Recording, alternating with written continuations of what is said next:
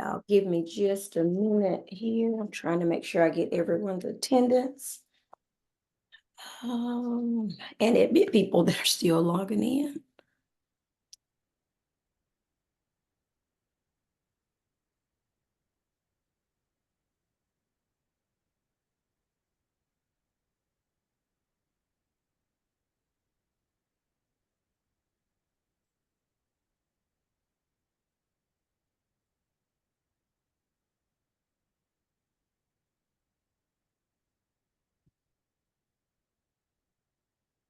Hey, Blair, are you on? Yes, ma'am. Okay, that may be quicker than me looking for names. Amy? Okay, I see you waving. Shivachi?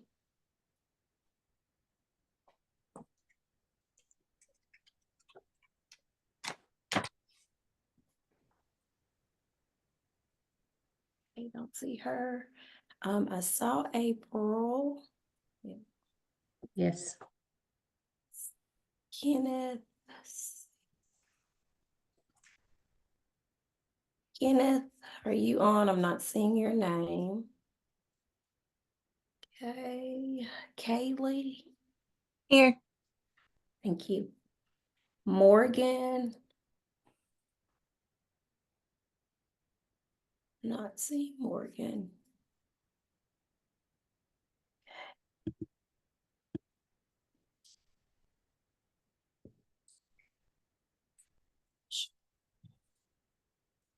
Actually, I see you.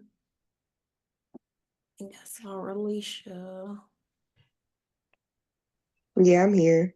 Thank you. LaTanya.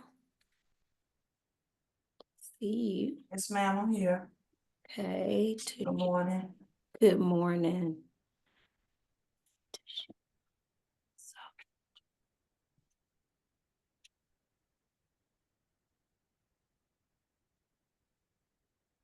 So Angela Gossett, are you on? Oh, see it. Yes, ma'am.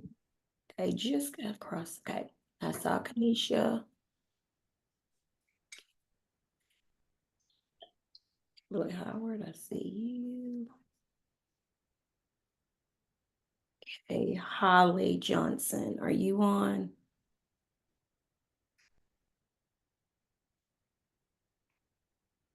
Yes, I am. This is me trying to change my iPhone name. Okay, thank you. Okay, Brianna, I saw it. Okay.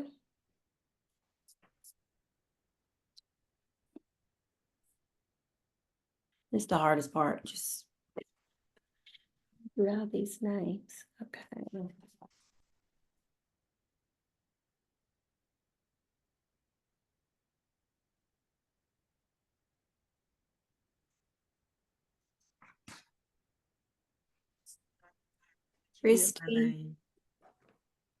Christy, are you on? Oh, wait, no, that's somebody who's not on. Amber. Yes, ma'am, I'm here. Good morning, Dr. Cockrell. Did you get my name? I just changed my name. I'm sorry. Kimberly. Yes, I got yours. You Okay. had Howard in there originally. Yeah, okay. That's my work email. Thanks. Yes, ma'am. Let's see.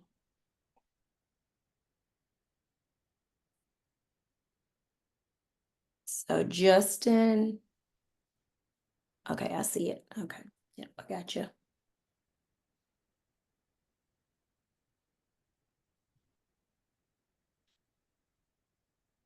All right, going back, the people I did not get was Shavachi, Kenneth, and Morgan Williams. If any of you guys have signed on, let me know. Did you get me, Dr. Cockrell? If you're an 82E, I haven't gotten to that list yet. Just getting there now.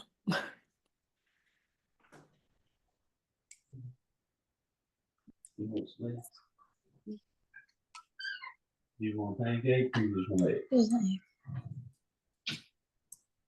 You I'll bring it. You got something to drink?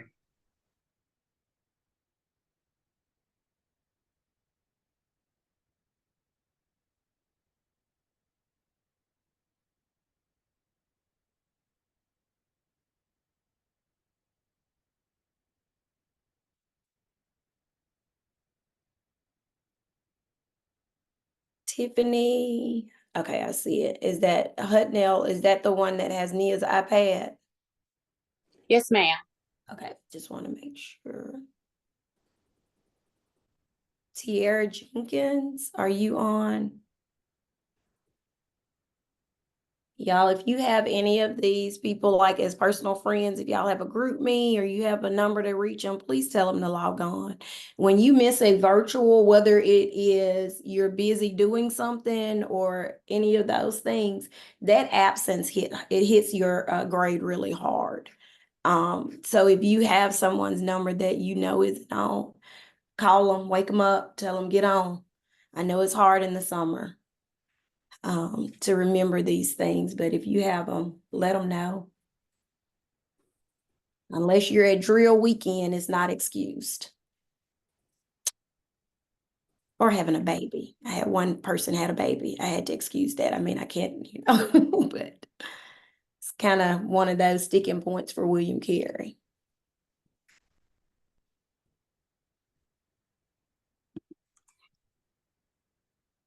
Trinity, oh, found you. Got it. I'm here. Okay, I saw Sonia logging in. Sonia, are you on? Sonia Williams.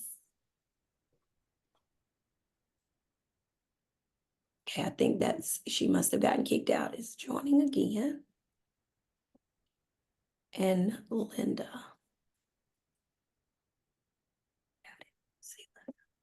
Okay, last time, then I'm not going back through again. So I was missing Shivachi Dinkins, Kenneth Spencer, and Morgan Williams. Did either of those three log on? Come off speaker and say something. And come off mute, not speaker, I'm sorry. Let's see. 81E, y'all have perfect attendance. Love it. All right, Tierra Jenkins, did you log on? Yes, I'm here. Okay, I see you. Sonia Williams, you did log on, is that correct?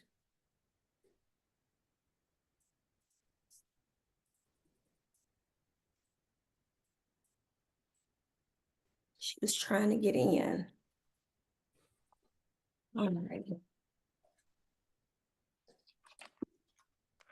All righty, that took up about what, 10 minutes? Yep.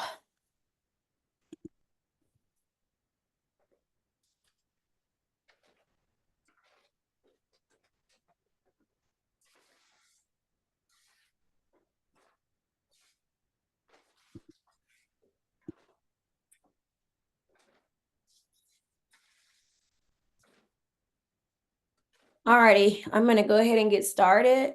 And as always, if there's someone on that would like to start us out in prayer this morning, I would love it.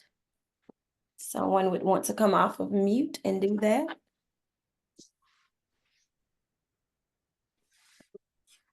Good morning, everyone. Dr. Cockrell, I will do that. I just didn't hear my name, so I just want to make sure that you got me, but I'm here. All right, so Father God, right now in the name of Jesus, we thank you this morning for another opportunity to assemble ourselves and to come together, Lord God, to continue to advance and to develop as individuals, personally and professionally. Lord, we just invite you into this meeting this morning, and we ask, Lord God, that you would have your very own way. Lord, we know that we have a schedule and an agenda, but God, we yield ourselves to your agenda this morning, and we ask, Lord God, that you will just do what you want to do. Father, we thank you for this opportunity. We praise you and we give you glory in Jesus' name. Amen.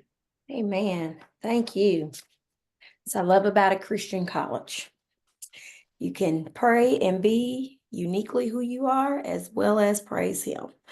All right, so we are going to get started, and I hate to say this first thing in the morning, but this is one of our heavier classes. We got a lot to cover, but I do want to open up and see if anyone has any questions before we jump in. Dr. Cockrell, Morgan's waiting on you to let her in. I got a hold of her. She's trying to get in now. Okay, let's see. I don't have her in the waiting room. Let me see. Here. Okay, there you're she in. is. All right, great. Thank y'all. Morgan. All right. Gotcha. So we're only missing Shivachi and Kenneth at this point. He told us the last time we met up for group work that he had to go to a conference today, and that if he wasn't going to be in a meeting during this time, he would check in. But the other Savachi, she's in our group too, but we haven't. She sent us a message after I emailed you, but we still haven't talked to her or anything. I text her. I'm waiting on her response. I let her know that we're in the group, Zoom meeting. So I'll tell her to hop on. Thank y'all. I hate for people to lose points for this. Like, is this right here? No. I know it's a Saturday and it's not the best use of a Saturday morning. I'd much rather be sitting outside right now enjoying the view, but this is my view and I'm enjoying it as well. So it's the nature of being in school. I get it. So no other questions this morning? I try to get to your emails as quickly as possible, but sometimes it takes me a day or two because I'm not with a computer or online with Canvas, so I don't want to answer your question until I look back and see what it really pertains to. And I've been at a conference and at a principal's retreat, so sorry for that. But I'm trying to get all back in order now that I'm back at home. But any questions y'all have, keep sending them. I do not mind. I'd rather you have clarity before submitting than to be a little foggy and say, well, I'm gonna just send it out and just see. Check with me. I don't mind answering, and I'll try, like I said, to get it to you before Sunday because I know normally that's, submission day. And as I said, we do have a pretty heavy class today. I have a PowerPoint that we'll just look at domains 3. Well, I think it's more 5 and 6. And thanks to y'all that emailed me about the rubric for domains 3 and 4. And I did go back and fix it down there at formatting where it asks for slides. We literally, and if you guys have worked in Canvas during virtual time or any of that, you take the shells and you re-put them in, like you just kind of add them back from course to course and update them. So somewhere or another, and that one got blended with the last one. I don't know how that happened, but it did, but I fixed that. So thanks for letting me know about that because I didn't catch that error as I was reviewing it. So we're going to go ahead and deep dive into all the things. We do have an activity that we'll do. If you don't have a sheet of paper, just a regular old sheet of paper, you will need a sheet of paper. For that activity, we won't do breakout groups. We'll do this as a whole group activity. And as I said before in our first class meeting, I do like class participation where I'm not just in a room talking to y'all and it feels really weird. When everybody's talking, it kind of takes the weirdness away. Alrighty, so our first thing is, like I said, we're going to deep dive into this PowerPoint. I'm going to go through it rather quickly because you guys are reading the textbook and you are getting this information and writing about it anyway. So it's just to kind of update you on the important parts of the domains. Let's see, my screen sharing abilities is a little bit sketchy sometimes. Hey, it did it on the first go. Look at that. Must be my lucky Saturday. All right, so we're just going to look at domains 5 and 6. If you have questions about 3 and 4, when I'm done with the slide, you can ask at that time. And you guys are very familiar with all of the domains. 5 and 6 deal with core values and then the financial resources part of it. So when we look at core values, I will tell you as a school leader, you don't really, you know what you believe in, but until you have to start being the front of the school, you start really gathering what you really value as a leader. So when we look at core values, I want you to always think in your mind, even as a classroom teacher, as an assistant principal, interventionist, sped teacher, in every avenue of your life, transparency, being able to communicate, those two things will get you so far. And then demonstrating professional growth. I always think about that as being a reflective practitioner.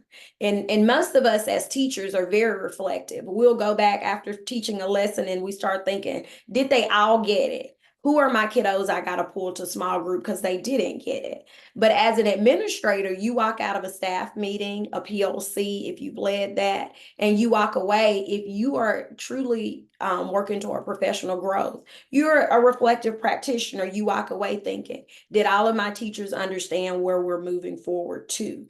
Did all of my teachers understand our new curriculum? So just thinking through all of those will really get you around element 1. Element 2, does my staff trust me? Does my school community know that I'm making decisions that are in the best interest of the children? And I say this all the time when a teacher asks or requests something, is that for the kids? Because as adults, sometimes we want things that are going to be easier for us. So when you make decisions, they should always be for the best interest of the students and the school. And then element 3, you're going to just make sure that everyone views your school as safe and culturally responsive. And when we start looking at culturally responsive, we have to start looking at what are our demographics. Do I have a large Hispanic population? And when my Hispanic parents come in, they can read what's in my building. They understand what's going on in the building. That gives them the perception of safe and inclusive. All right, so values are instilled in the school and create the climate. And that goes back to what I was saying about, elements 1 and 2. Am I transparent? Do the people trust me? Am I culturally responsive? And does my school feel safe? If you have those 4 things as a school leader, you will be displaying your core values every day. As we look at culture and climate, and y'all are experts around culture and climate now because you had to watch the videos and write the papers. Culture, the way things are done. These are the norms, the traditions. When you think about your high school, I always go there because that's where all the things start to me. The high school football games, you can see what the traditions are.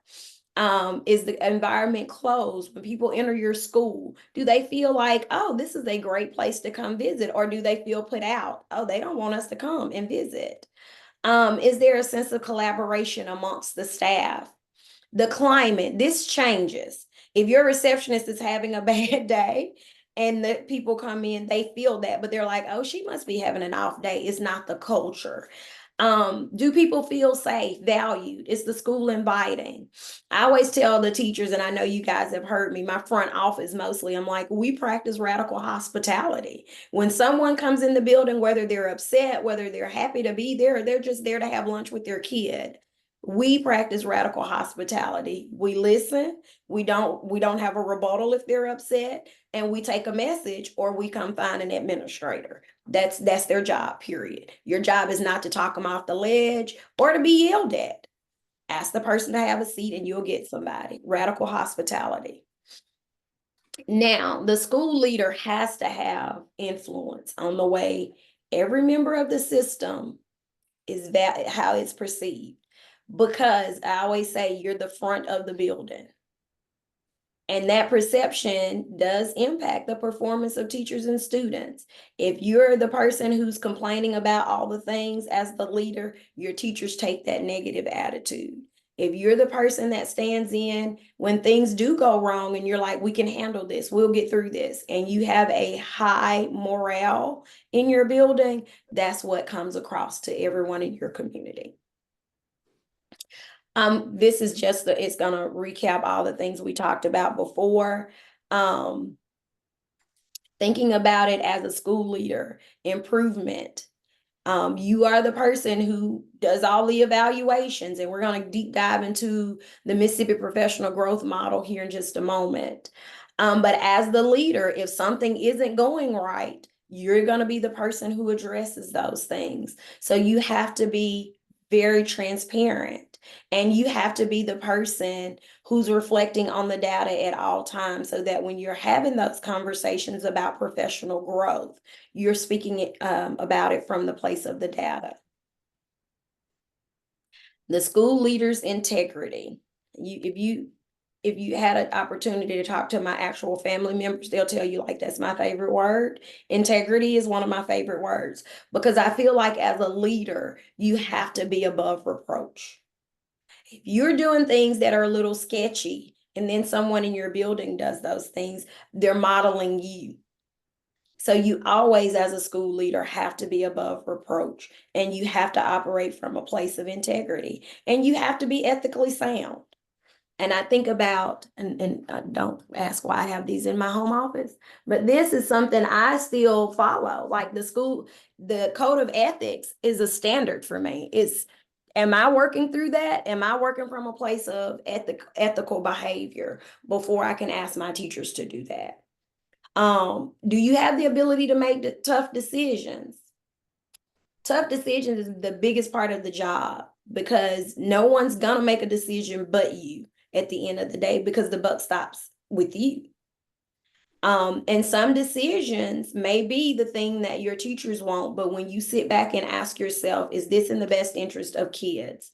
And if the answer is no, then your answer to your staff is gonna be no, and it's not gonna be popular. Element 3, this is the safety piece. And when we start talking about safety, with everything now being on kids on computers, there's a lot of cyberbullying going on. We're used to physical bullying when kids name call or a physical fight, but now we're having to now look at what cyberbullying is. And it takes up a huge chunk of your day if there is anything that is social media related. So go ahead and put that in your toolbox for later. If you get anything that requires you to start looking into social media, any of the snaps and all these other things, I can't even keep up with them because they keep creating them. It does require you to go into a full investigation. And how do you cultivate desirable behaviors? Are you teaching kids to self-advocate? So these are things that as a school leader, you will be responsible for. And academic safety, when a child feels safe, academically, they're stronger. So just thinking through all of that as a school leader. So in conclusion of your core values, the school leader will communicate core values, and every decision, every action, every policy established at your school speaks to your core values. Some of them are not yours, because some of them are what I call school board policy, and that's how I lead in a conversation with a parent. I'm sorry, this is not a Dr. Cockrell's decision. This is not a Mansdale Upper decision. This is a Madison County School Board's decision, and it is listed on page whatever in the school handbook. And that sometimes that's what it is, and you have to even communicate that. Any questions about core values? All right, that's the climate of your school. Moving on to resource management. And I will tell you guys, as a first-year principal, and I know I said it before, this was the area I think I had the most professional growth in this past school year. I knew we had a budget. I knew there were budget lines. I had been to budget meetings as an assistant principal, but not fully understanding all of the resource management was my learning curve. Because you are responsible for the fiscal budget, then there's a technological, and then you have your physical resources. And they could span from the technology in the building. If a Promethean board goes out, where do I move funds within my budget to pay for that? Because you can't just move them willy-nilly. You have to have a system, and our district is very they have a really, if it's in this budget code, it can't be spent for this. So I had to, like I said, learn all of that. There is a systematic process, and districts have to yield to that. If it's title money or if it's federal money, well, title money is federal money. If it's local money, like within your school district, all of that makes a difference. And you have to be compliant. Like I just said, you have district, state, and federal rules and regulations as you're going about spending your fiscal budget. Operational management. A long, long time ago, this is where principals lived. Now we know that has changed. They added on instruction. So now we have to do both. So you are responsible for the day-to-day business of operating your school, but you're also responsible for being a school leader. And that's that instructional piece.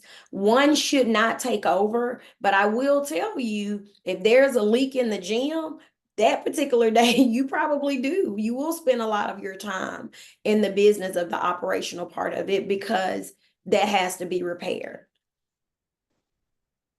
Element 1 under this under this domain, you are again going back to the management of all the fiscal, technological, and physical resources. You do have to balance all of these things, and as well as being in your role as the instructional leader. You don't have to worry about bullet point number 2. Y'all understand, as teachers, we are gonna go and request the materials that we need. Teachers will come find you for the things that they need. Bullet point 3, student achievement is linked to effective use of resources. And I think we talked about this earlier on. If you have 15 different resources to teach, is that really being fiscally responsible? Especially if your teachers are putting them in boxes and they're sitting on shelves. Then let's not buy those things. Those are discussions you have to have at the end of every school year to prioritize what needs to be purchased and what doesn't. Let's see. Element 2. Are we systematic in how we're purchasing things from our district and external entities to support school improvement? Very important. It goes back to what I just said. We do not need to purchase things just because there's funding for it. Teachers don't want it. Why do we have it? Schools aren't using these things. Why are we purchasing them? Downsizing is always a good thing. I think sometimes less is more. Sometimes it helps to go through all the things with the staff to make sure we're utilizing the best things for kids to grow.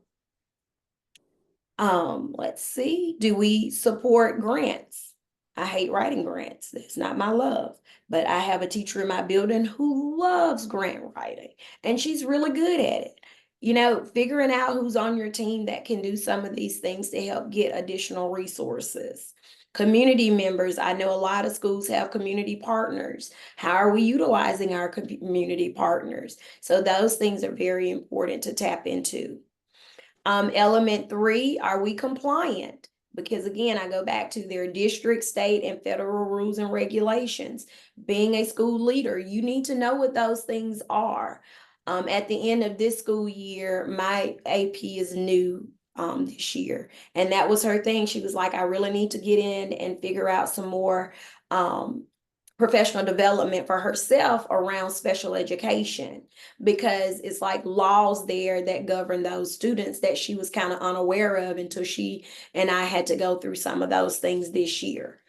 But being knowledgeable of what the requirements are within your district, your federal, and your state, local government.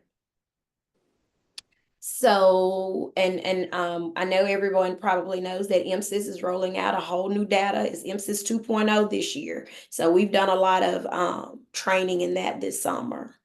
So just being aware of all the things that are going on is going to be one of your hats that you wear as an administrator. Oh, that's the end. I know I was looking for one more slide, but it's not there anymore. Any questions about that? Domain 5 and 6 are, to me, the easier of the two. They're kind of cut and dry. Am I culturally responsive? And am I making the school safe? And am I a transparent, communicative administrator? That's core values. And then domain 6, how am I handling my fiscal budget? They're kind of cut and dry.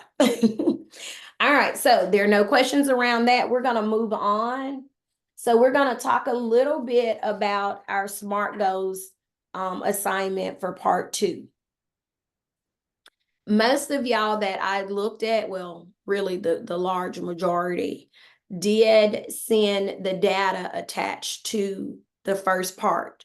Every time you submit your data project, always add the data, and I need to look at it to make sure we're pulling the strengths and the weaknesses. So that's why you saw, if many of you got a note in your comment section about make sure we add it to part 2.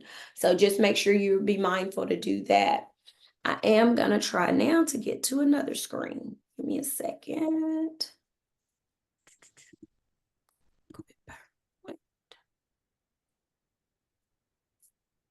Okay.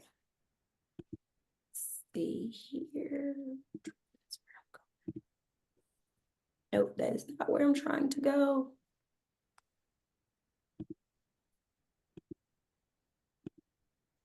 Now, that's where I'm trying to go.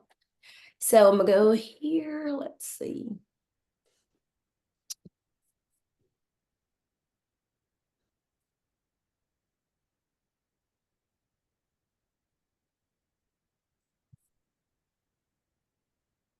I'm gonna find it, I promise.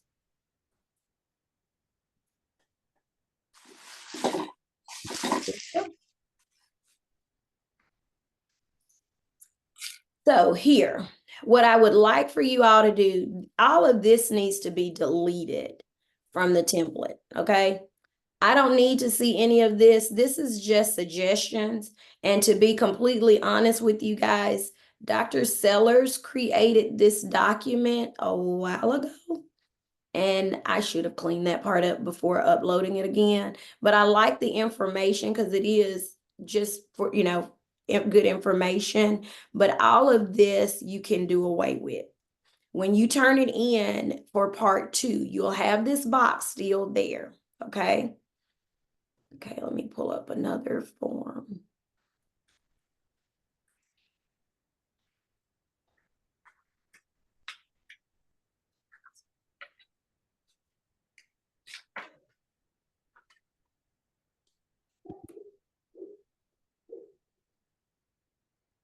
This will be the second part of that document, okay? You're gonna add in this for your second part of the assignment. So all of the written stuff that's on the template 1, delete that. You will need to cut and paste this onto your original first document. We're layering this document, if that makes sense. So you'll have the top box, and then you'll add this second box on so that you can discuss the strategies, who's responsible for these things that you're asking to be changed in that, to assist in helping in that standard. What's the timeline to meet your goal? What resources will be used? And how will you tell that the goal was met? That's your evidence. Okay. So when we start thinking about strategies is the what. What are we going to do to assist in moving the mark for that particular standard? Then we get over to the evidence. The evidence is going to be the how. How is it going to be measured? Are we going to give another assessment? Are we going to do a quick check? So your evidence is always the how.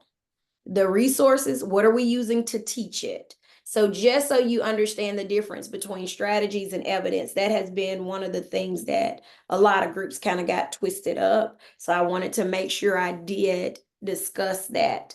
So part 2 of your SMART goals, you're going to fill this chart out.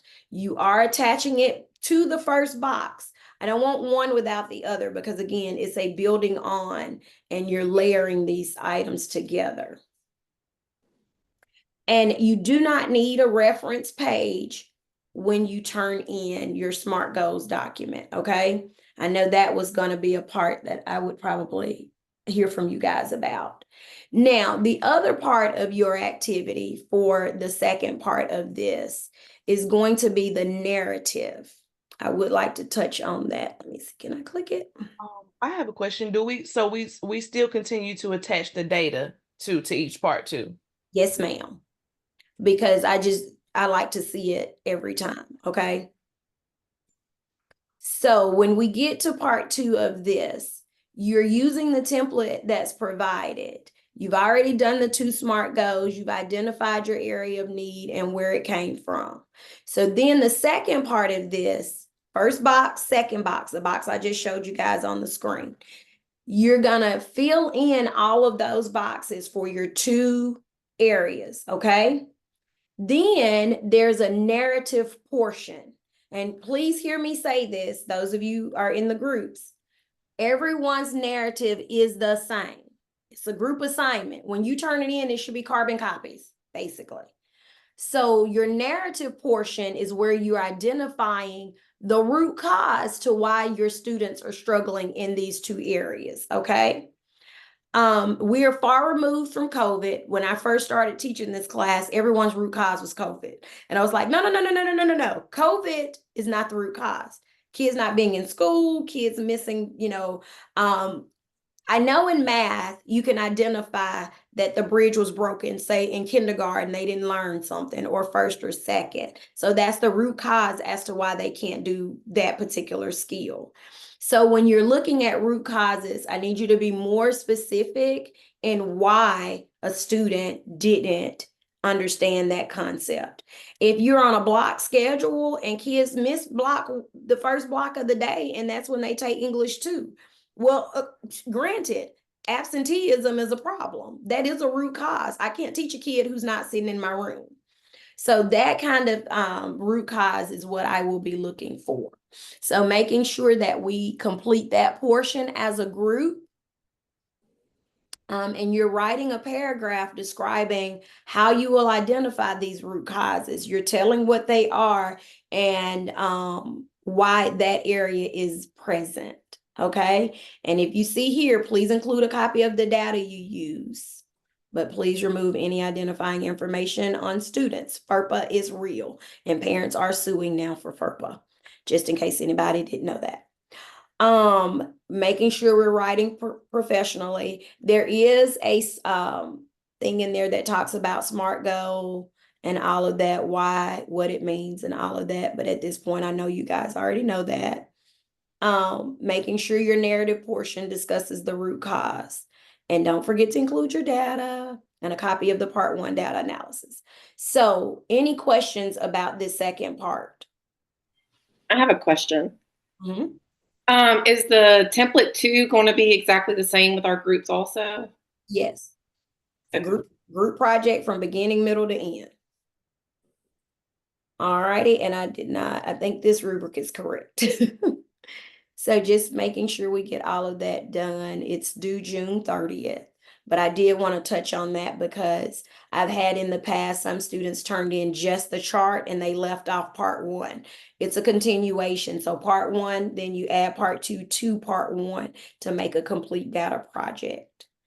Any other questions about that? Guys, there are, we tell kids all the time, there are no questions that are too small or too big. Ask the questions because someone else may be wondering the exact same thing. Okay, well, in that case, let me just go clarify again.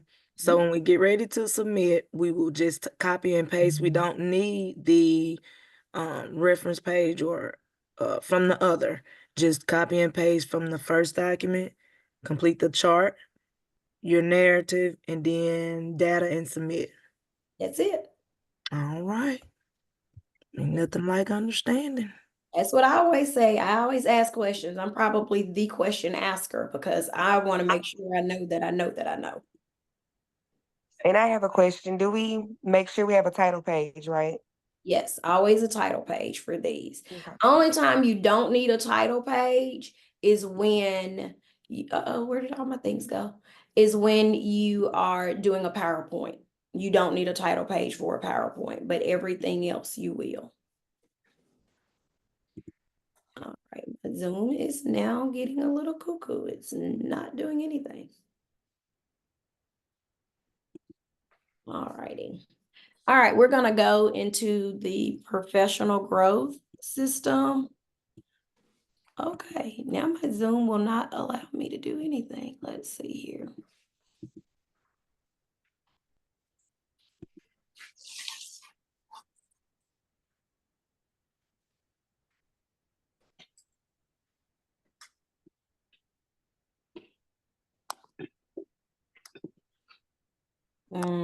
Okay, this is gonna be that day. Let's see.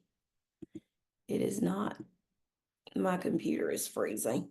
Do you know why? I'm sitting in the best part of my house that has reception. I do think through that part.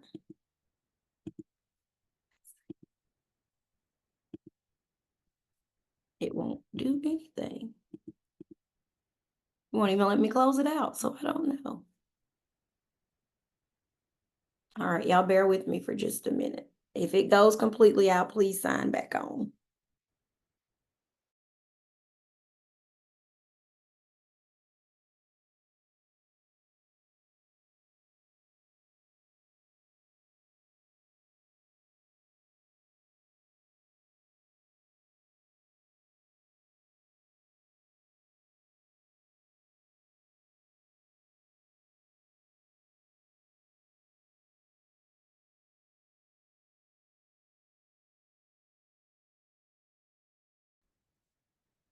It is the computer. Will not even do a force quit. Let's see.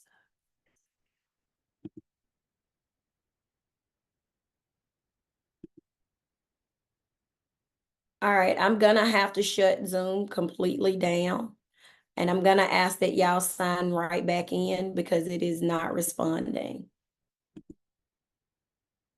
Did everybody hear me?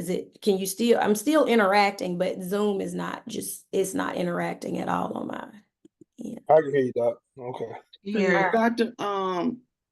Cockrell, if I may make a suggestion, Mhm, please you do.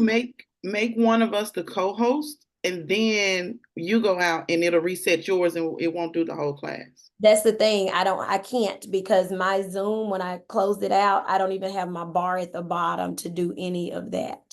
Gotcha.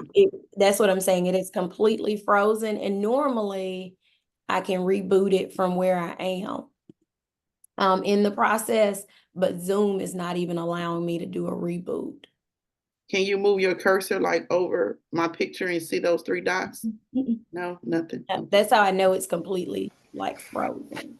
And Will then we use the same link or will there need to be a new link? no, you can use the exact same link. It should still work. Yeah, it should still work.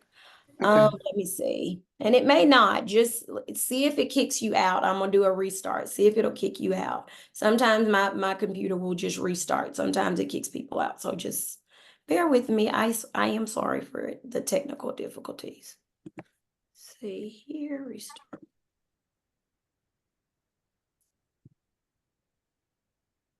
Yeah, it won't even restart, so it's completely frozen.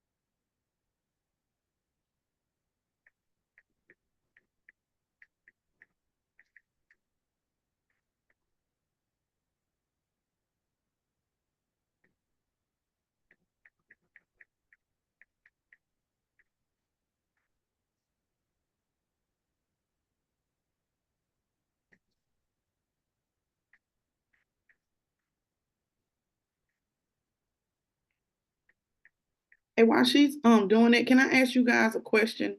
I thought I saw something. I thought I read for this week there was a PowerPoint due as well as domain 3 and 4. Was I wrong about that? It's for, it's not for 3 and 4. That's the one I think she was correcting. Okay, but so it wasn't 3 and 4, and like I see now it's moved to like I think 5 it's and 6. okay. So she did move it. Yes. Okay, I thought I was tripping. I know I saw something Man, about PowerPoint. I had Yeah, that it was same attached question. to the assignment. Yeah, Got you. it's Okay, just the written part. No slides for 3 and 4. It'd be 5 and 6. got you. Thank you so much for that clarity. Murphy, I was gonna call you and to ask you that because I had that same question. Okay, we need to exchange numbers, Reed. I got you. Okay. I'll come up by your house, knock on that door. Okay.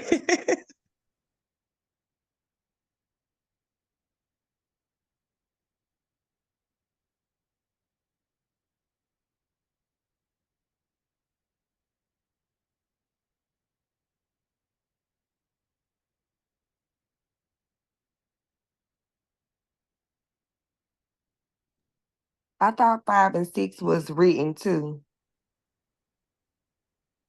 That's what I thought. It I was just written for fixing to 5 and check that 6. Yeah. because I just turned It's in. gonna be a two-part, from my understanding. It's gonna be the written, and then you're gonna have to basically put the written make it into a PowerPoint. That's Crazy, I well, know. the other one where we make the PowerPoint is for all domains Yes, that's at what the I end. read. Right, I just swapped screen to make sure I was Yeah, I was looking at I mine. went to Look. check too, because I'm like, Yeah, because I only did the written for the 5 and 6. I didn't do right. Yeah, that's not till week 9 for the PowerPoint. Okay. Okay, so wait, we just submitted 3 and 4, right? Right. Uh-huh. Okay, I'm just making sure. Okay. And then 5 and 6 is just written, correct? Yes. Correct. Okay, so Written, and then okay. we'll have the SMART goals project to do the same week, right? Or is it just the, hold on, no, Yeah, it's the SMART Goal The project on the SMART goes 30th. June 30th. yeah, that's Yeah. this coming up Sunday. So that's the only thing due this week. Yes. The SMART Yeah. goal. Mhm. Okay. And then the next week we have 5 and 6, and then we have Dropbox for group project best practices. So Mm-hmm. coming up, Yes. we've only got the SMART projects, but the July 7th, we've got 5 and 6 domain, and then we have the group project. Okay. Okay. Y'all had me nervous, child. I was finna say, I know. baby, I was like, my huh? grade finna be toe up. Like, hold on.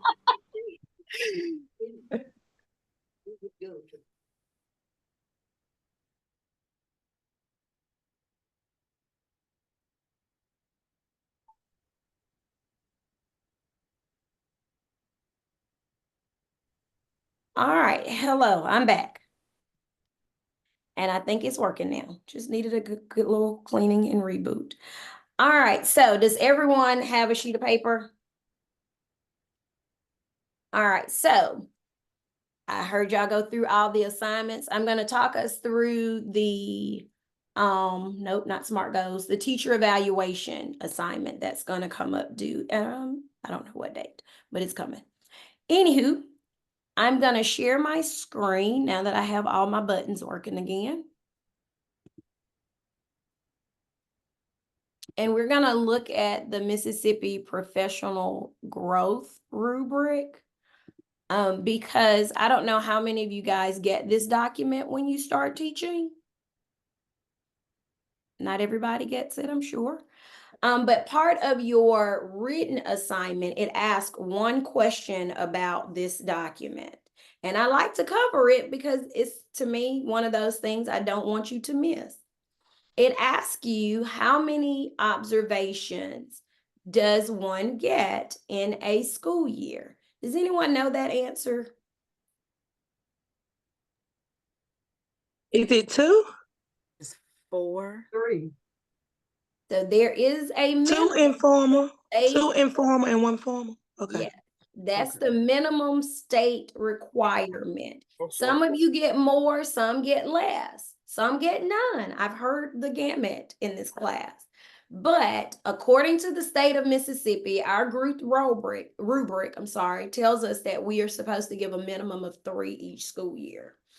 I believe, as an educator and as a administrator, that I like to give a minimum of 3 informals before 1 formal. That's my system.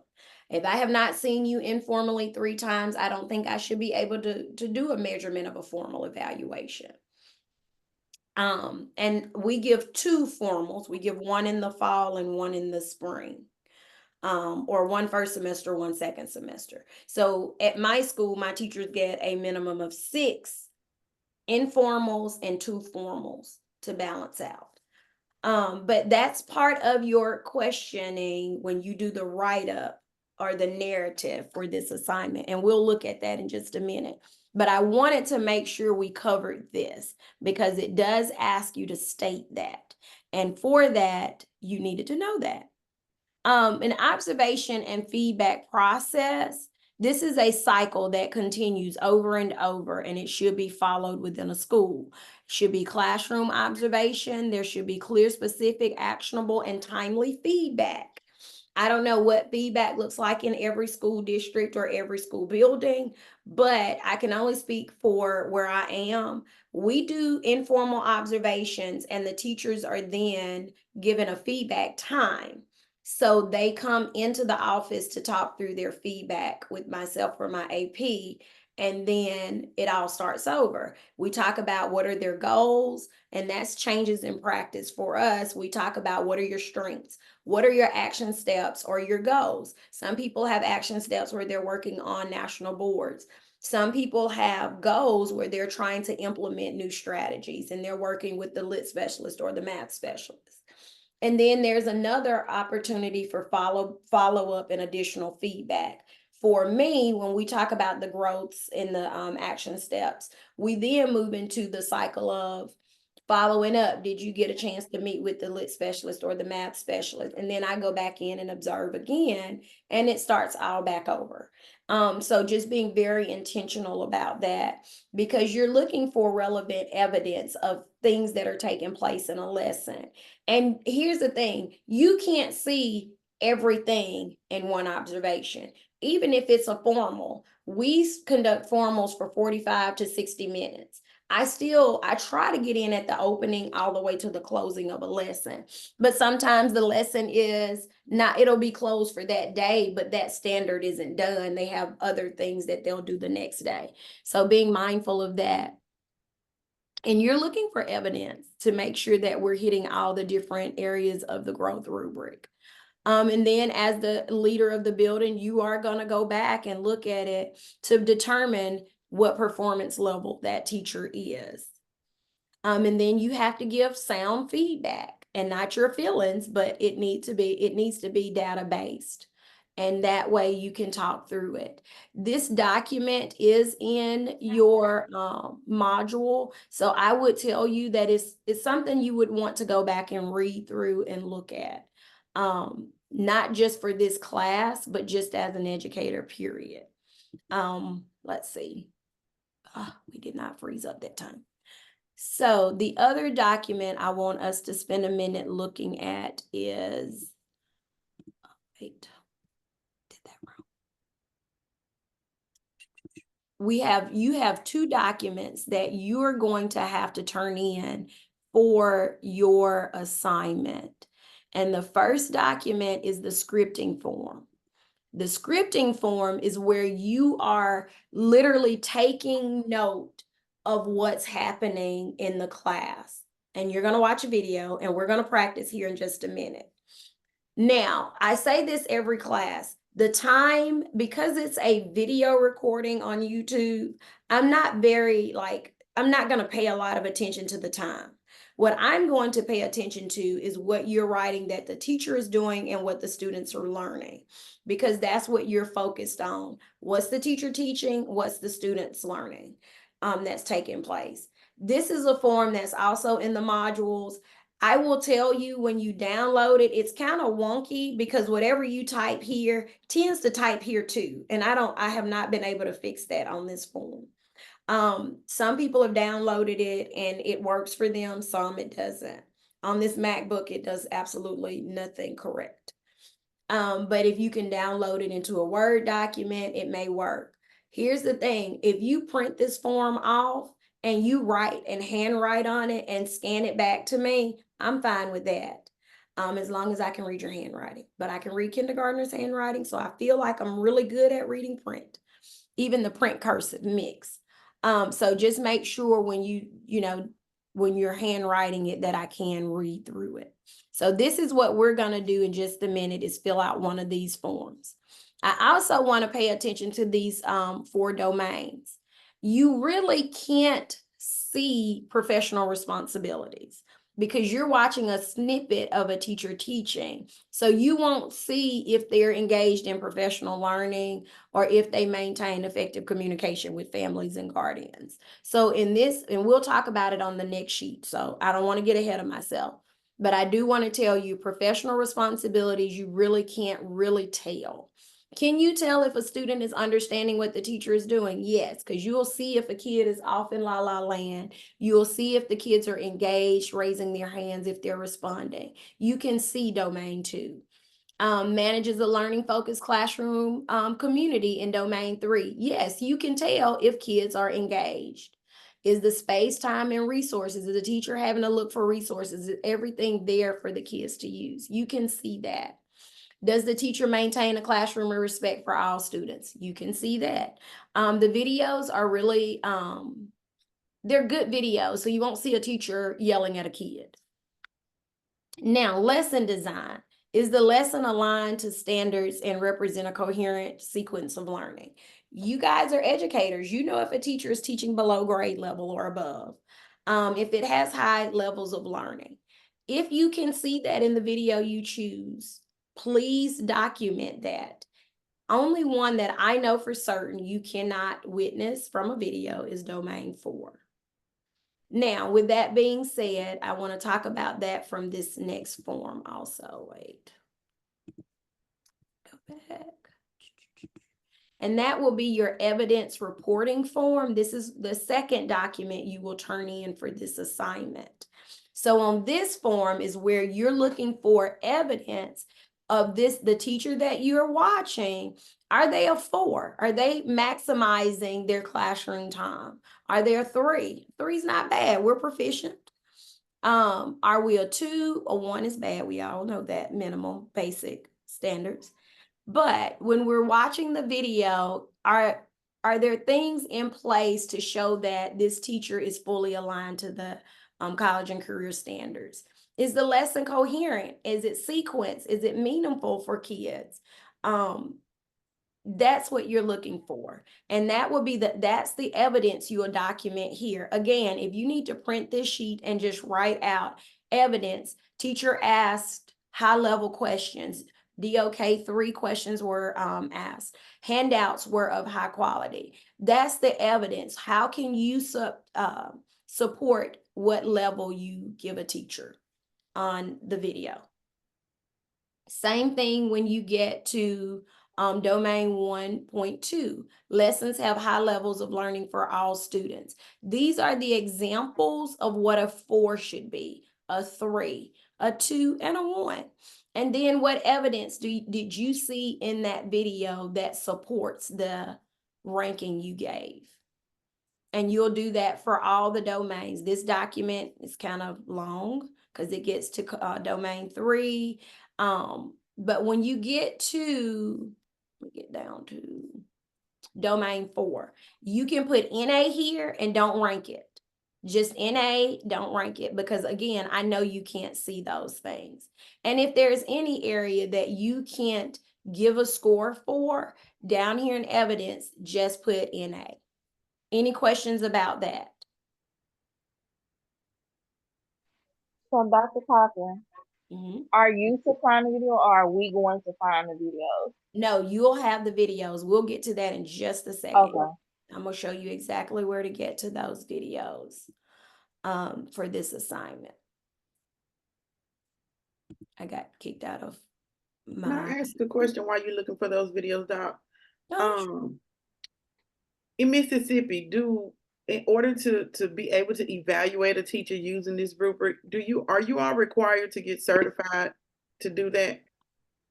And when you say certified, can you tell me what that sounds like, what that means? So I recently went through, I'm in Texas. I recently went through the T-test evaluation system to evaluate teachers here in Texas. We have to get certified. So we have to go through a 3-day training. We have to do, actually, there's a co-requisite class of 3 days that we have to go through. It's the Advancing Educational Leadership training. And then we have to go through the Teacher Evaluation System Support training. They're both 3 days. And then for the one with the rubric, we have to actually do what you having us do right now. We have to do that online through the state of Texas. And then once we're done, it prints us out a certificate. No. We do a training, and it's about an 8-hour, 1-day, 8-hour training on the Mississippi Growth Rubric and what it means and all the things that's in that document. They pretty much go through that, but it is on the district to train the people to do the observations and what that looks like. And in Mississippi, which is a lot different from Texas, is that every school district creates their rubric. And then there's a state rubric. So when I do my observation in the first semester, I do the state rubric as well as the school district rubric. I will amend the state rubric if a teacher has grown or if a teacher is slid in that time. Because what I have to report to the state is that state rubric, but my district has a rubric that they want, if that makes sense. And in the second semester, I only do the school district rubric. Gotcha. Okay. Yes. But yes, the training, every administrator, whether you are an assistant principal or principal, you have to go through that training. But it's an 8-hour training. And the additional training you get outside of the state is based off what the school district provides. Which I like your method of doing it in Texas, but no, we're not that uniform yet. All right, we talked about where you guys will find the videos for your assignment. And so they are in your Canvas module. When you go in for your Dropbox for this assignment, when you scroll down, you can choose one of these videos. And so we tried to put just an array of different videos. So if you're 3rd grade ELA, there's a 6th grade ELA, and then a 4th grade math and a 10th grade math. And you would just select one of these videos to watch, and you would do that first scripting form where you don't worry about the time, but you'll tell what the teacher's doing and what the student is doing, right? And then once you're done with that form, then you go to the sorting form and you look at the different domains and score the teacher, whether it's a 4, 3, 2, 1, and then give evidence as to why you rated them that way. Everybody's clear on that? That sounds doable?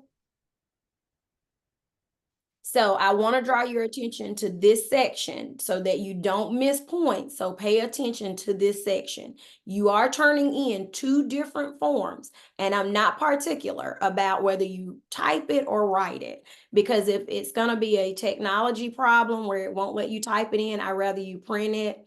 Go ahead and fill it out. If you don't have Scan Genius on your phone, download that app. You can take pictures of Scan Genius and you can email it. It's not, you can email it to yourself so you can download it to Canvas. But paying attention to this part, you got to choose one of the videos. I don't know why that still says 1 of 2. I have changed that 50 times and it's still, I'll fix it. Anyway, choose one of the videos provided, either a lower level, upper level, math, or ELA, only one video. You're going to do the observation. This is the part where people seem to skip number 3. After you've filled out the 2 forms, you are required to do a brief narrative. Guys, do not go past 1 page on this narrative. Please. 1 page. Okay. This narrative, you are literally gonna talk about what the state requirement is. Go back to that document, we looked at it. It just briefly cover what occurred during the observation, and also the expected number of evaluations and what type is required in a given year based off the Mississippi growth system. Paragraph 2 is your reflection. Let's go back. Paragraph 1, we are in 3rd person. Paragraph 2, you can say I, me, my all day long, because it's how you felt about it during your time doing it. Was the instrument easy to follow? Was it difficult? What were the other difficulties you encountered? I know the going one is trying to write and watch all at the same time. It's difficult even in person. But that's going to be this assignment in total. Okay. Any questions about that? Do we call this formal or informal, or does it matter? It doesn't matter. When is this due? July 14th. It's a ways out there, but when I meet with you guys again in a person on the virtual, it'll be after you've submitted this. So I wanted to cover all of the bigger things that we have due coming up. And we're gonna do a mock evaluation here next. And then I'm gonna talk to you guys about the specialist group assignment. So that's the last thing we'll cover before we get off. Let me see. How do I get out of this? Let me stop share. All right. The next thing we're gonna do is you're gonna view a video of a 4th grade ELA teacher. Okay. You should have your sheet of paper. Ask everybody to get a sheet of paper. And on one side, you're gonna write teacher. On the other side, you're gonna write student. If you want to fold it in half so you can have, you know, a margin, that's fine. If not, it's fine. But teacher, student. And again, don't worry about the timestamp. All I want you to do is write what the teacher's doing for teaching and what the students are doing for learning. Okay, everybody's ready? Okay, so first video did not go to the video, went to the other screen. Let's try that again. Oh, you're doing that. I'm beginning to not like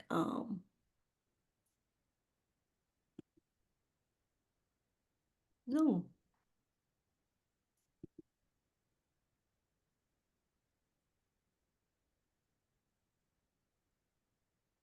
Now this is really irritating me. Okay, it's showing that's what we're looking at, but this is what I keep getting.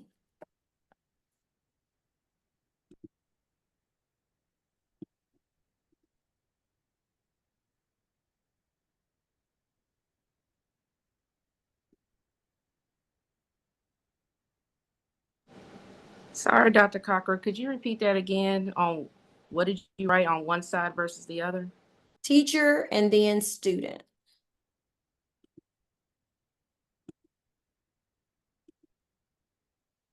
Okay, let me take it out of full screen because it will not go to the full screen for some reason. I'm gonna just keep blaming my computer for all the technical glitches today. Operator error is really the truth, but we'll do it now. It's showing it from this screen. Can y'all see the full screen? Okay. Not yet. Well, we can see it, but it's not in full screen mode yet. See, on my screen, it's showing full screen mode. I don't. But we can see it though, Doc. Okay. Y'all can see it now, right? Yes. Yay, it just looks so much better in full screen. All righty. So you're just writing teacher, student, and just listing the activities that are taking place. And I will not let you watch the whole video, and you will see me fast forward a little bit because there are specific points I want y'all to see.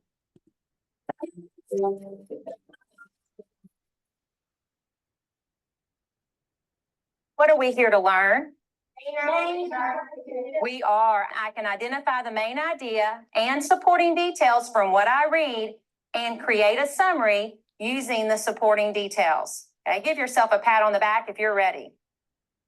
Okay, let's turn those papers over that you have on your desk. This is your opportunity to do a closed reading activity where you read that article. You can use your pencil to highlight any information that you think will help you in finding the main idea. We're going to be using the reading cards, the blue reading cards. So when you're done, simply turn it over so we'll know when we can move on. You may begin.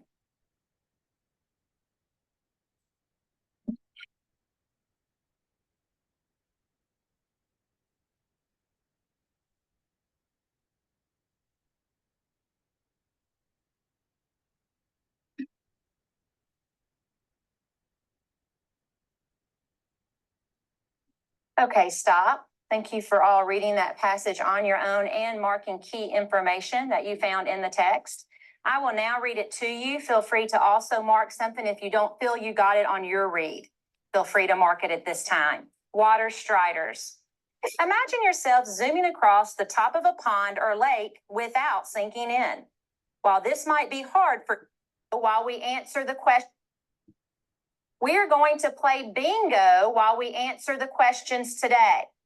You have some spiders that you're going to use as your markers. Here's how the game will be played. Your entire group is one team. I will tell you what row or column we're working on at that time. Whenever I show you what row or column we're working on, your team is going to try to find the answers to those questions. They must be highlighted in the text, and you must be able to tell me where you found it with the paragraph and the sentence number. Here we go. The first thing we're going to work on is across the top.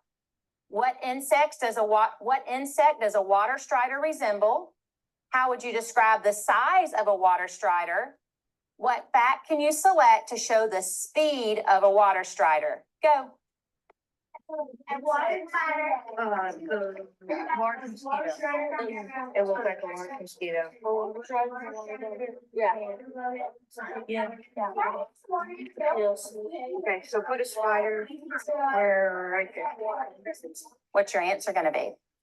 Which is, a large mosquito. Okay. the size of a water. You're going to find it in the text. You have to be able to highlight it to use it for an answer. What fact can you select to show the speed of a water strider? Abby has an answer. Share it, Abby. What did you see? I saw sentence 5, group 1, water spiders also have Go on and finish. good vision and can move quickly. Awesome job. Awesome. Okay, I heard my first group, water striders. I heard it. Okay, let's see if they've got it. Now they're going to help you out because remember when we respond, the first thing we do is tell the paragraph, then the sentence number, then we give our fact, but then we answer our question. And I'm going to type the answer up here. That way you'll make sure you've highlighted the correct section. Here we go. Which insect does a water strider resemble? Hudson, can you tell me where you found that answer? Paragraph 2, sentence 1, a water strider is a water bug that looks like a large mosquito. Okay, so he said paragraph 2, sentence 1. And what is your answer then? Large mosquito. A large mosquito. He is correct. Looking good. Next one. How would you describe? All righty, let's discuss. What do you feel like the teacher did during that video that was commendable? She started off by stating the objective and they were going to be going over. I think what she did that was commendable. She explained, first of all, what the students going to do. The assignment. Okay. She did well with facilitating the room and checking in for understanding for each student. Okay. She started off by stating the standard and the objectives, like what they were going to be doing and what they were going over. I'm in the lesson. Call that. I like when she asked the question to check for understanding of what we were going to do today. She started out with a question that's to see if the kids understood what they was doing before she go into more details. Okay. She used positive reinforcements. She used positive reinforcement when he got the question right, and that's only going to promote student engagement. Okay. Jesse, I think you were. Yeah, you're fine. I just also loved how she had the visual directions where she had like the reading, what they were supposed to be doing at that time. And then when they were finished, she had the done sign. So I think that's beneficial for the kids to just another level of knowing what they're supposed to be doing at that time. To keep them engaged. I simply like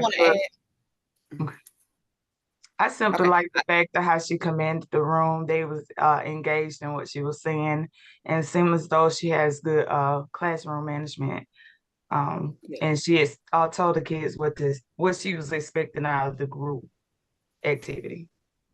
And To add, also, I like how she had it more student-led instead of teacher-led. If you paid attention, more student-led. The student had more engagement in the classroom than she was checking, and that's how you know if the kids really got it.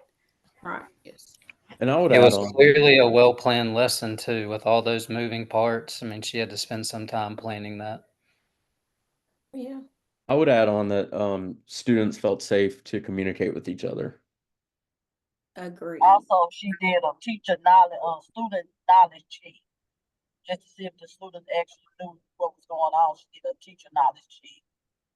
And she did. Okay. So I that feel is like she one class. incorporated differentiated instructions. Differentiated instruction, yeah. All good things. So do y'all see where when you get to, you did the scripting, what you just gave then was the evidence. So if we were looking at the classroom management piece, you would have given her a 4, and then you would have given evidence of how kids communicated within their groups. All of those things speaks to planning. I heard someone say she had the lesson well planned, aligned to the standards, very thought out. So classroom environment. So that's your evidence. When you start circling a 4 or a 3 down at the evidence, you can provide that information. Okay, so take your sheet. If you have space underneath, draw a line, and you'll start the next section. If you don't, flip it over, teacher student. So we're gonna watch video number 2, where you will see an actual kindergarten teacher teaching a lesson. And you're gonna do the exact same scripting, and then we'll discuss after we're done watching. Really? This is what we're doing. Okay, wait a minute. Let me do it here. I did it.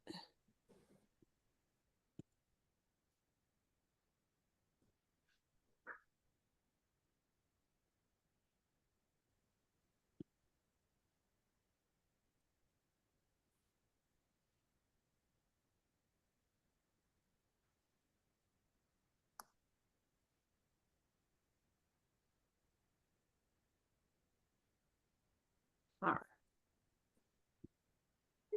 Have you tried doing some thinking for a moment? Because I was thinking about the books, 2 of the stories we've read. Dominic, off the table. I was thinking about spring. No. And then I was thinking about the story Down the Hill. And I was thinking, Davian, I was thinking about some of the things that are the same about the stories and some of the things that are different. CJ, in your spot, sitting up. I was thinking about some of the things that are the same and some of the things that are different.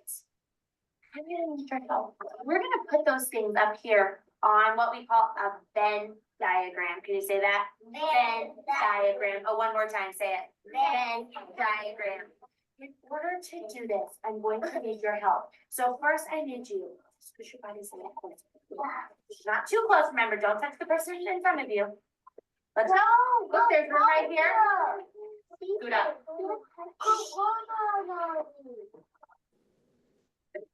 CJ, you need to be out from under the table.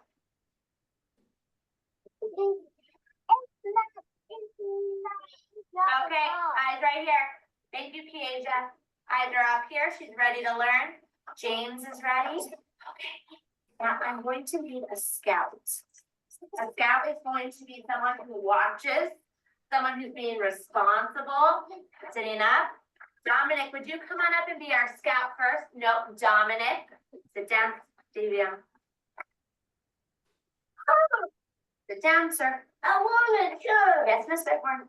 You need to show Dominic that you can be responsible, sitting up straight and tall, eyes up here.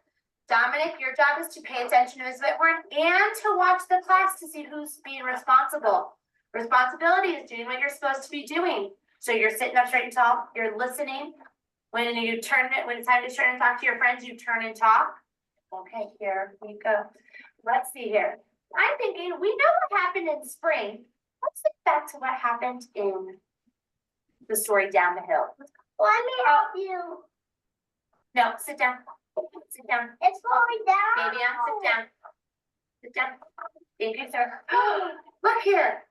What happened at the beginning of the story? Down the hill. It's snowing. Oh, it was snowing. Was it snowing in spring? No. Okay, so let's see. Down the hill. In the story Down the Hill, it was snowing. I just felt snowing. Snowing. But I'm thinking, in the story Spring, was it snowing? No, because the snow melted. The snow. I'm gonna put that because that's different.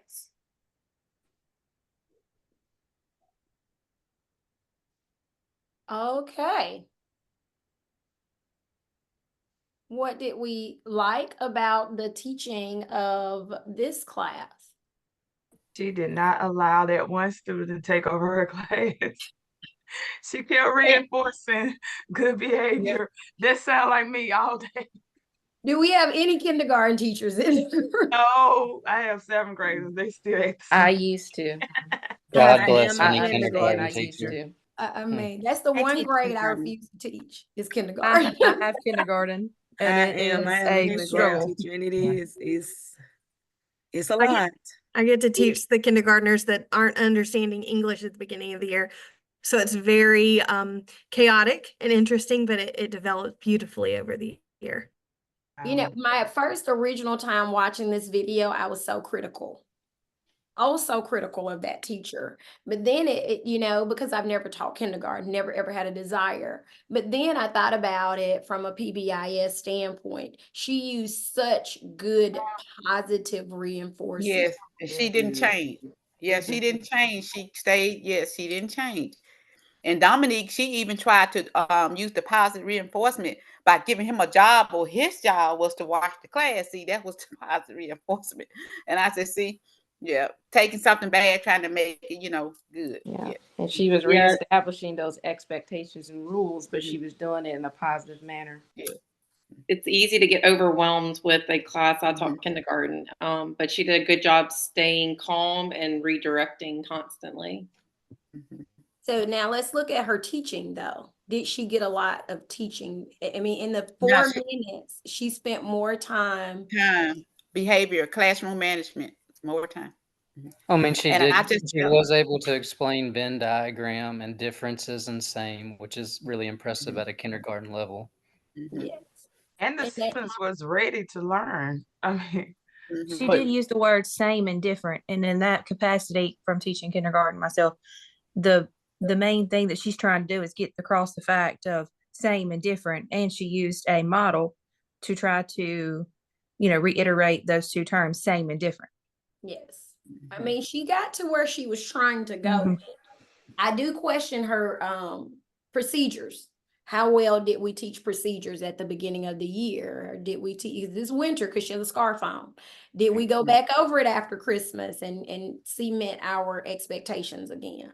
But she did I mean, the lesson was a high level academic wise. I think the standard she was teaching and using the Venn diagram all speaks to alignment. I do question her. That was the first thing I had written down was classroom management issues, because you can tell that they just hadn't gotten grasp of what they were supposed to be doing on a daily basis. Right. Yeah. And I just had like maybe one suggestion she could have used, for that grade level. I probably would have had a little more manipulatives instead of that, because right now they're getting the grasping the concept of a Venn diagram. And when she says snow, I probably had something like pictures or something to go with the word, and so they would know that this would be, kind of more engaging. Yes, Right. because that's kind of for that age group. To me, you want to do something that'll get their attention. And maybe if each person, this is not my thing, if someone from one of my other classes made the suggestion that every kid had something that they could literally put in a circle. So they were listening because they were waiting. I thought that was so cool to think through it that way. Again, not a kindergarten teacher. But as you can see, the two videos were vastly different. One, the teacher had more control of the classroom environment and she was able to allow more group work. But they were older kids, they were 4th graders. This particular class of kindergartners, she's doing carpet time, but you can still pull good out of what we see as some negatives, right? So that's, as an administrator, I will tell you, always look for the good. Always look for the good, because just think about yourselves when you get feedback. What do you want to hear when you walk in? And if your administrator leads with negative, you've missed all the good things that they say, right? We did a training in my district, and it was Dr. Rutherford's 23, the Artesian teacher. I'm not giving the right title for this. But it talks about every teacher has 23 different talents. You're not going to be strong in all 23. Some people are going to flourish in one area and bomb in another. And you have to know that about yourself. And you have to know that about your teachers. And you spend more time wasted trying to grow in the area that they're never going to grow in, when you should cultivate the areas that they are stronger in. Because, you walk in a classroom and you look at classroom management, and you're like, oh my God, these kids are all over the place. What in the world? I need to get on to him and him and him and her and her and her. And this group shouldn't even be together. You have those moments as an administrator. I would always tell you, when you have that feedback loop, ask, don't tell. Always ask. So group 5, I saw that pairing. What made you put them together? That teacher can tell you all the reasons why that group is together. And it could be they don't work well with anyone else. Would you rather have those spices in another group ruining the groups that are working? And I've had a teacher that did that, and she said, I pulled them and go over everything with them. When you were in the room, I had not gotten to them yet. And I'm like, well, that makes sense. You didn't poison the other groups, And teachers know that about their students. Always ask questions when you do evaluation feedbacks. Don't go in telling. Go in asking. I also have learned that if it is a lesson that you watched and it literally crashed and burned, that teacher knows that before you even come in. It's like, why are you in my room at this point of the day? So ask questions, lead that way. Do not lead with walking in. Your kids were all over the place. Why were they all over the place? Some teachers don't mind it, and kids do learn that way. So always look at your data. If it's a teacher you're really worried about, look at her data or his data. If the data speaks to learning, then if they're all over the place, I'm going to tell you to put your patience on and just sit with the group that's all over the place. What y'all doing? That's my goal. That's what I do every time. What are y'all working on? Huh? What are y'all working on? And after a few seconds of me sitting there, they're like, oh, she's serious. And they start working. So go in with the helper's mindset when you do an evaluation. Do not go in critical of the teacher. We've all been a teacher. You know what I mean? Like, even when you advance into the big seat, you've been a teacher. I never try to get so far removed from my very first observation. I still have my rubric from my first year teaching, my first observation. And everybody remembers that first year teaching, first observation. Everybody remembers it. It's the most brutal because you don't know what to expect. It wasn't my worst observation, but I didn't know what to expect. And that's how every teacher feels when they walk and sit in a seat in your office. All right, I'm off my soapbox. Moving on. I'm going to get y'all off here. 10 o'clock's my time. All righty. So any questions about the teacher evaluation rubric? And y'all know, if you have something as you're working on it, you can always email me and I'll respond. So coming up assignments, domains 3 and 4, that's this Sunday. You have your mock teacher evaluation, your SMART goals number 2. And then for our specialist doctoral students, you have a group project that you have to complete on best practices. This assignment, let's talk about that, and then we will be done for the day. So I don't have that screen available. Let's go back and find it. Oh, because I still have the video up. I'm going to be good at this one day. Probably not.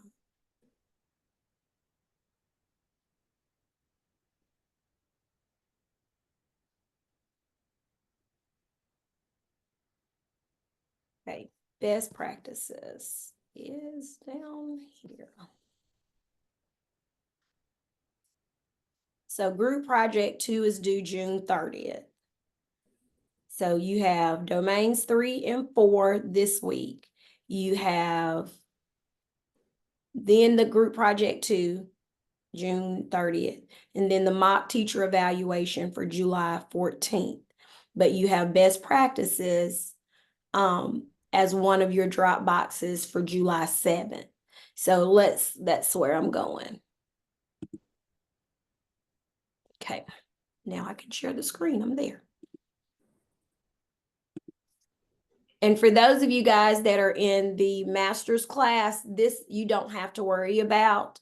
So when we start talking about best practices, you're going to look at it in your group that you're already in. So this is the group assignment for the same group that's formed. As best practices, what are best practices on an elementary level, on a middle school level, and a high school level? If in your group you have elementary, middle, and high school people, divide and conquer and piece it together. But you're going to come up with 5 best practices for each area. You can create this in a PowerPoint. It could be a Word document. However you guys want to do it, that's fine with me. With this assignment, in elementary, it may be your PBIS system. It may be the way that you guys do morning routines. In middle school, it may be the way you create your schedules, how your teachers do lunch duty. High school, same thing. It could be how you guys are doing scheduling, because that's a big deal in high school and middle school. How do you guys get information out to parents? How do you involve the community? So, but you're just coming up with 5 best practices. Now, the one thing that this assignment asks you to do is to get with your mentor and ask them what those best practices are, to work with them to get that information. Here's the thing. I know it's summer, and I know some of you guys can't get in contact with your mentors. Maybe they're on vacation. Maybe they're just out of touch or out of reach. I don't know. But with that, send them an email, send them a text message, but just try to gather some information, even if it's a principal that you just know that has time to talk to you. And at the end of the day, it might be where you have to go out and research. I'm not sure how that's going to work for you. But with that being said, this is really one of the first opportunities for you to work with your mentor, the person who's going to get you through all of your hours that you have to get for your practicums. This assignment, if I'm not mistaken, so don't hold me to this one, but I think it does actually work in your practicums. When you start listing all of your practicums, I think this is one that can go in. I served as a mentor for one of the teachers that went through this process, and I think she added it to her practicums. But make sure that you do 5 for elementary, 5 for middle, and 5 for high, because that's how you will get your total number of points. If you do it in Canva, if you notice there's an added bullet, please download it. You can download it as a PDF. Do not download it as a JPEG because it's individual files, or I think it'll let you download it as a PowerPoint. So make sure you download it in one of those formats so that I can see it. If you do it in Google Slides, you have to give me permission to access the file. Because when I get to it, I'm going to get the little box that says you need permission. I've had that. So be mindful of those things. I want to make sure I touch on that. There is a rubric here for your actual assignment. But the cover page, let me just say this. It doesn't need to be a William Carey cover page if you're doing it in PowerPoint or Canva or Google Slides. It could be your slide, the very first one that lists everyone in your group, the title of it, and that sort of thing. It does not have to be the William Carey cover page, okay? And it doesn't have to have a reference page because you're getting these ideas from other people. Let's see. Any questions about that? And this is due July 7th.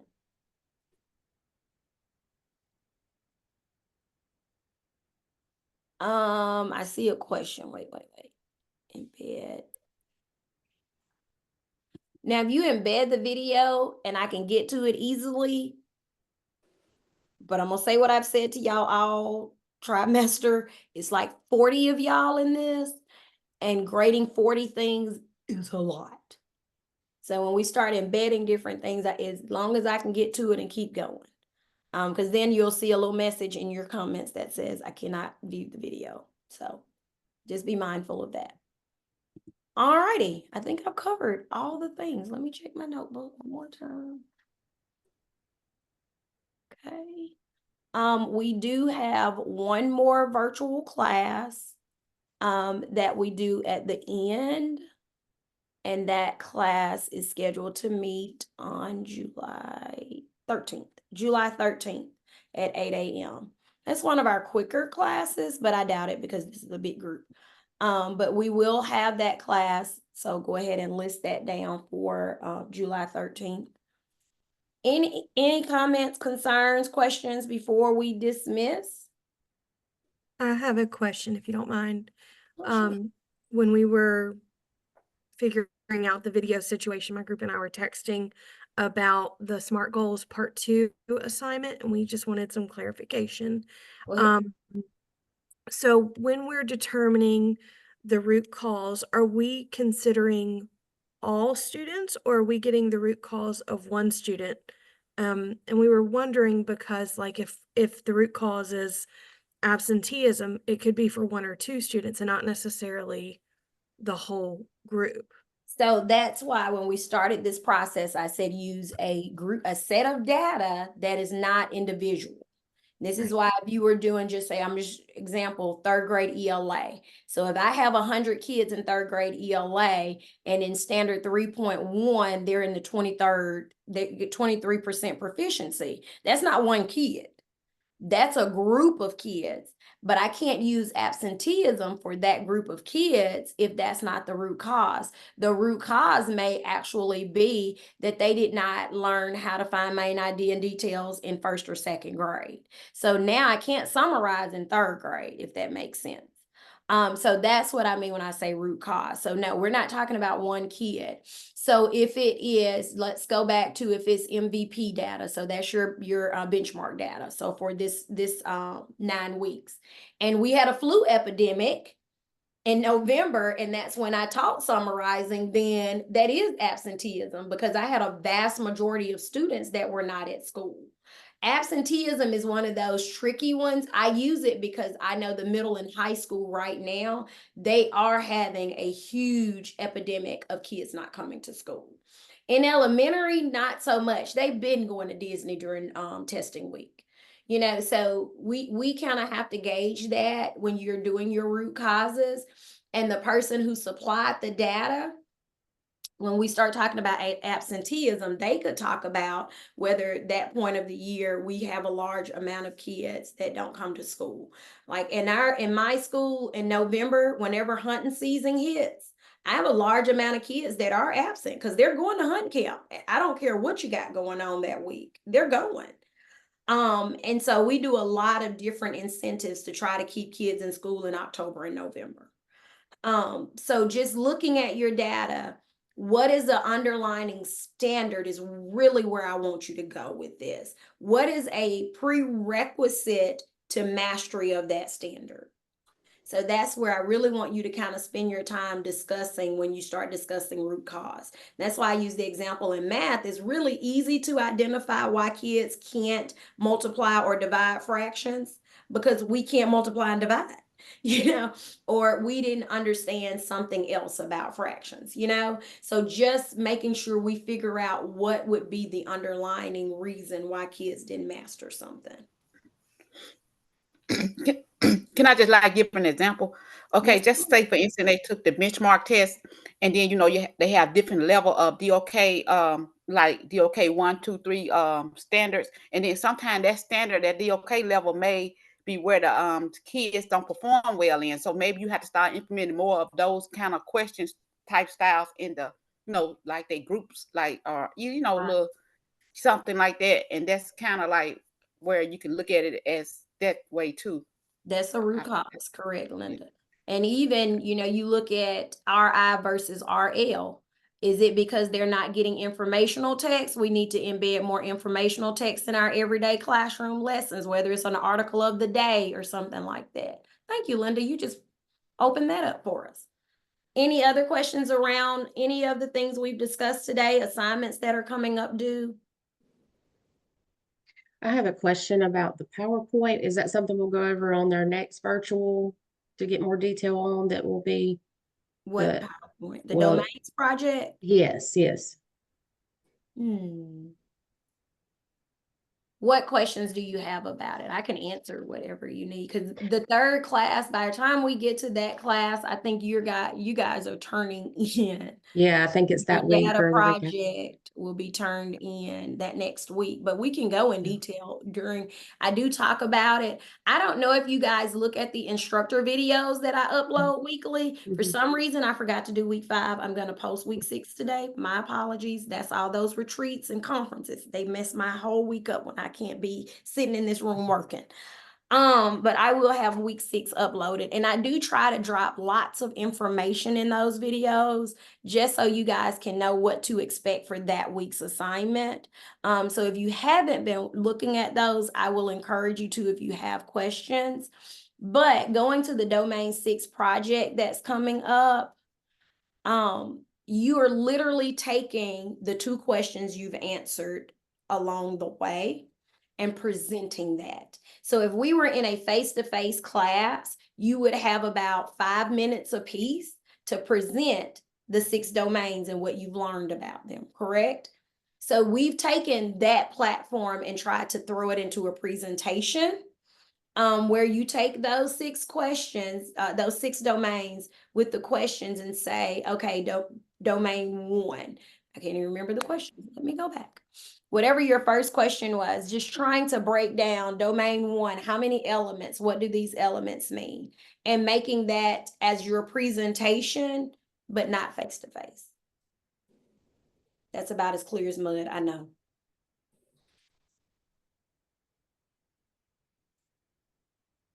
Everyone's quiet.